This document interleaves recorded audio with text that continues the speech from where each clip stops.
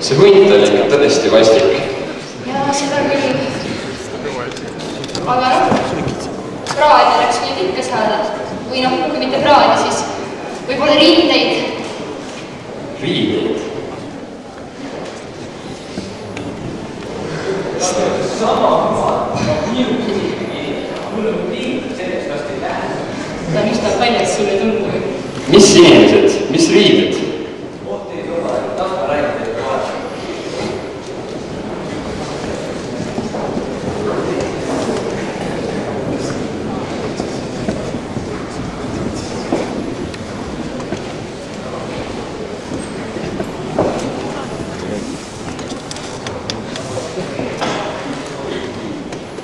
Tere! Mina olen Raul Jaakirvi Jalgvära. Jalgvära, on õige. Ja täna ma jutustan teile muinasjutu Eesti uued rõivad. Ma vabandan kohe ette ära, et kuna eile keha kergitades avastasin, et veits paberile otsas, siis ma laenasin siit raamatust mõned lehed ja nüüd see on natukene kahjustab. Igatahes, alustame. Elas kord keiser nimega Romeo. Ta oli elu hammasrataste vahele jäänud. Niisiis otsustas keiser minna üle maailma tunnustatud oraakli nimega Ilmar Istata juurde oma tahtmise järele pärima. Rõhutame, et oraakl oli mees, sellepärast, et vanasti austati neid teile. Oraakel ütles, et keiser leidvat endale varsti kaasa, kui ta selleks piisavalt vaeva näes ja valmis on. Oraakel oli rääkinud. Oraakel tormas müstiliste liigutustega välja ning käis valitseja üksi. Keiser oli oraakli ettekuulutusest nii vaimustanud, et ta lausa rõhkas rõõmust. Keiser võttis lõpuks südame rindu ning otsustas kaasa otsinguid alustada. Ta otsis siit ja sealt, kuid sobivat ei leidnud kuskil. Just siis, kui ta oli lootust kaotamas, ilmusid tema juurde 3 mustlasele Vilja Kulits, Õnne Kulits ja Ilme Kulits. Kõik nad pakkusid hämmastavalt modernseid ja uhkeid mobiiltelefone.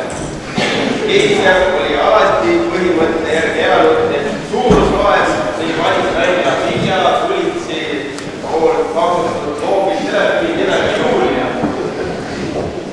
Telefoni lähemalt uurides avastas keiser telefonist Terje Rikutsi numbri. Ta võttis temaga kohe ühendust ning leptis päeval peale seda keiser ja Terje kohtusid ning läksid romantilisele tiimule.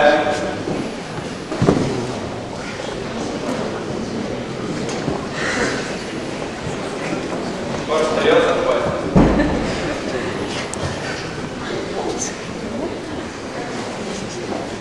Igatahes juba järgmisel päeval Terjet märgates mõistis ta, et ta on tervesse kõrvu nii armunud ning alustada kohe endale naiseks.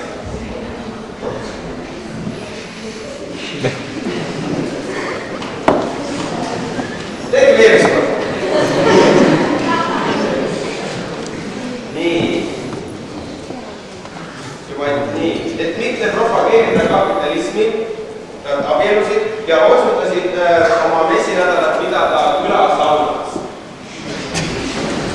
Mõeldud tehtud, noored istusid sauna lauludele.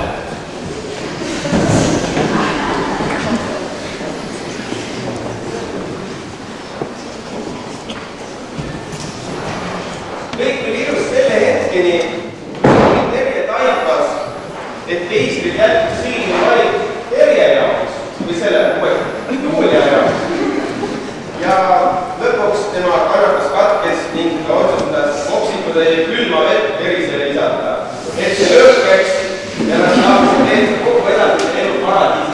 ilma juuliata.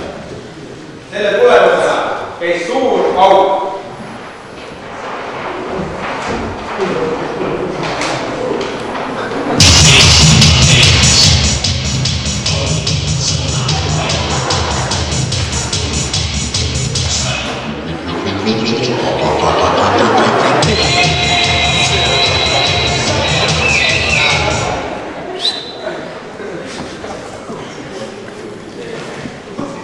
Nii, kui selle tulemusena käis suur kauplus kogu teisri mõttemaailma segi lõi, Keiser kaotas ettekaks teaduse ning uuesti keelemärkusel tuli avastas ta, et tema kõrval ei olnud enam mitte tema armas Terje,